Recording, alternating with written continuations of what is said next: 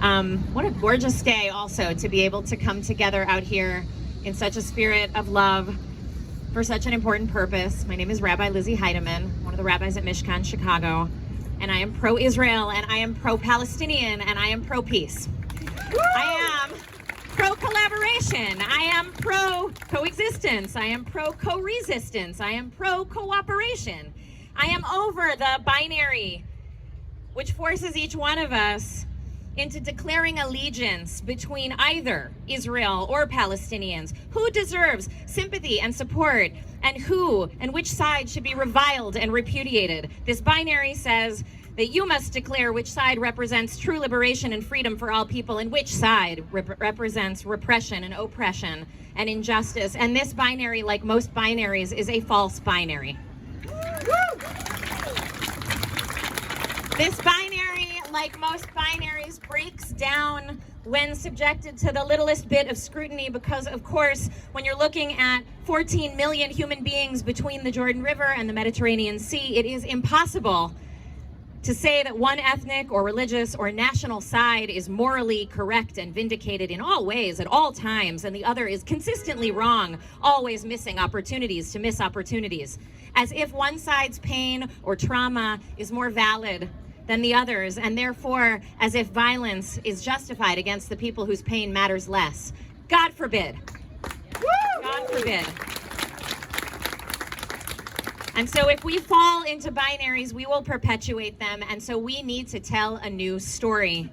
Say it with me. We need to tell a new story. We need to tell a new story. If there is to be liberation and freedom for one people, it will only be because at the end of the day, it is given to all in that land. Jews and Palestinians are two peoples with long and deep histories in the land of Israel and Palestine. These two peoples aren't going anywhere. These two peoples' freedom and safety is bound up in the freedom and safety of the other. This is the truth.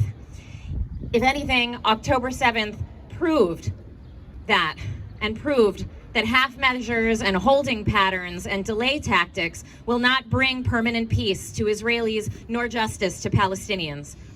In order to challenge the one-sided echo chambers that so many of us live in, that are so tantalizing, telling us that one side deserves compassion while the other deserves whatever violence it gets, while we wait for some utopian solution to this problem, no, we need to tell a new story. We need to tell a new story. The Israeli historian Yuval Noah Harari has said that in this moment there is a struggle for the soul of Israel, between a Zionism that is the legitimate expression of the need and desire for safety and self-determination of Jewish people in the land of Israel, and a messianic right-wing mutation, a movement of Jewish supremacy that is a danger not only to Palestinians, but also to Israel itself. This is the conversation we were having before October 7th, and it is no less real now. In fact, much more terrifyingly real, and with the consequences so much more dire. And so I am a monthly supporter of Standing Together, which is an incredible organization that tells a new story, that lives a new story, a story where Jewish freedom and safety doesn't come at the expense of Palestinians, and vice versa, of course, because one side imagining or exercising power over the other doesn't work. They have to create power together.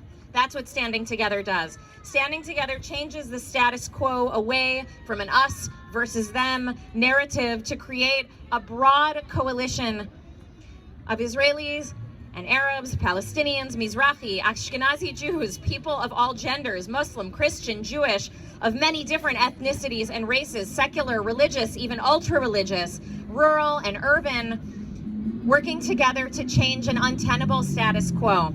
Standing Together is so powerful because they model unwillingness to give in to despair. They say if there is struggle, there is hope. Woo!